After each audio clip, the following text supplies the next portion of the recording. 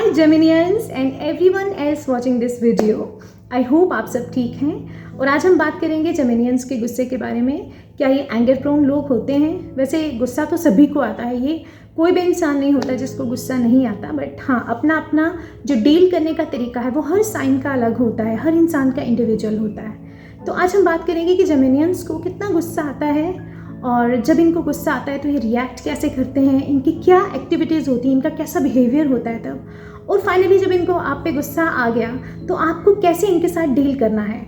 आपके बच्चा हो सकता है जेमिनियन, आपके पेरेंट्स होंगे घर में, आपके फ्रेंड्स होंगे, मेरे तो बहुत सारे फ्रेंड्स हैं जेमिनियन तो आपका बॉयफ्रेंड, आपका गर्लफ्रेंड, आपका लाइफ पार्टनर जो भी है, आप ये सुन के उन लोगों को ऑब्जर्व कर सकते हैं और इस चीज़ का फ़ायदा ले सकते हैं।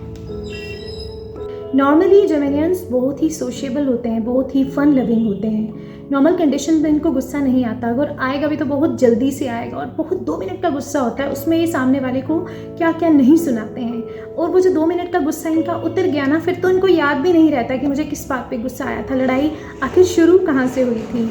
ये लेकिन आर्ग्यूमेंटेटिव बहुत ज़्यादा होते हैं। आप इनके साथ आर्ग्यूमेंट करेंगे, they will never give up first. आपको ही कुछ ना कुछ गोल मोल करना पड़ेगा, ये थकेंगे नहीं आर्ग्यू कर करके। आर्ग्यूमेंट बहुत बुरा करते हैं और मजाक उड़ाना दूसरों का, इनका जो रिएक्शन होता है वो होता है जैसे रिडिक्यूल कर देंगे सामने वाले को, उसका मजाक उड़ाएंगे। जो मिमिक्री वगैरह लोग करते हैं वो मोस्टली जेमिनियन होते हैं या फिर बुद्ध का उनका एसेंडेंट होता है, कुछ ना कुछ उन पे जेमिनियन असर होता है। वो लोग नकल ज़्यादा करते हैं। जेमिनियन और कन्या राशि वाले ये लोग नकल वगैरह उतारना, दूसरों को रिडिक्यूल करना, अपनी विट से दूसरों को हराते हैं ये लोग। So what provokes जेमिनियन? जेमिनियंस को सबसे ज़्यादा गुस्सा आता है, पहली बात तो जब इनको मिसअंडरस्टैंड किया जाता है। इनको लगता है कि सामने वाला इनकी बात नहीं समझ रहा, इनके पॉइंट ऑफ व्यू को नहीं समझ रहा और इनको नहीं समझ रहा पर्सनल लेवल पे, तो ये उस टाइम पे बहुत ज़्यादा चिढ़ जाते हैं। और दूसरी चीज़ है कि they are very sensitive to criticism. इनको ज़रा सा क्रिटिसाइज़ कर लो और फिर देखो ये आर्ग्यूमेंट को कितना लंबा खींचेंगे।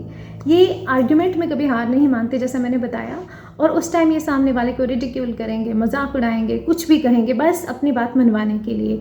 और जब सामने वाला अपनी बात मनवाने पे आ गया तो वो इनसे बिल्कुल बर्दाश्त नहीं होता, बस अपनी बात मनवाने की इनको आदत होती है। एक और चीज़ होती है कि जब इन पे कोई लांछन लगाए, कोई एलिगेशन लगाए या इनके कैरेक्टर पे कोई अटैक कर देता है ना, तब ये बहुत वायलेंट हो जाते हैं।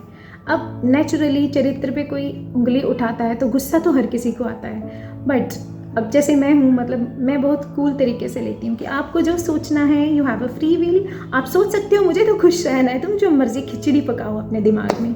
तो ये लोग लेकिन ना इस चीज़ को नॉर्मली नहीं लेते। जेमिनियंस हमेशा इस चीज़ पे रिएक्ट करेंगे। इनके कैरेक्टर पे आप उंगली उठा के देखो, चाहे ये सही है चाहे ये गलत है, ये आपको अपने कैरेक्टर पे उंगली नहीं उठाने देंगे। और अगर आपने उठा दी तो फिर वो बहस कहाँ तक जाएगी आप सोच भी नहीं सकते। Now how to deal with a geminian when he finally gets aroused. तो जेमिनियन से तो डील करने का एक ही तरीका मुझे नज़र आता है कि जब आपको लग रहा है कि कोई जेमिनियन बहस के मूड में आ रहा है, थोड़ा सा वॉयलेंट मूड में आ रहा है, तो बेहतर यही होता है कि वहीं पे आप चुपचाप क्विट कर दो। क्विट करने से ये नहीं है कि आप हार जाए हो या आप, क्योंकि जेमिनियन आफ्टर ऑल ये मर्करी चाइल्ड है, ये समझेगा बाद में कि कहाँ इसकी गलती थी। इसको सब पता है ये गलत है या सही है, ये खुद को भी बहुत अच्छे से समझते हैं, ये दूसरों को ही नहीं खुद को भी बहुत अच्छे से समझते हैं। बट वो आर्ग्यूमेंट करना आदत होती है, अपनी बात को मनवाना इनकी आदत होती है। इनको सब पता है कि ये गलत है या ये गलत नहीं है, बट आप अगर इनसे आर्ग्यूमेंट करना शुरू कर दोगे तो उसमें आपका ही लॉस है, क्योंकि आपकी इतनी एनर्जी वेस्ट होने वाली है, आपका सर फट जाएगा वो आर्ग्यूमेंट करते करते, बोल बोल के। लेकिन ये बोल बोल के नहीं थकेंगे, because these people are very energetic. ये कहीं से फॉर एग्जाम्पल ये वैष्णो देवी से चल के पैदल आएंगे, तो उसके बाद जब नीचे आएंगे तो फिर से तैयार हो जाएंगे, चलो अब फिर से जाते हैं। ये लोग थकते नहीं हैं, चाहे वो बहस करना हो, चाहे वो चलना हो, चाहे कोई भी एक्टिविटी हो, दे आर ओवरली एनर्जेटिक।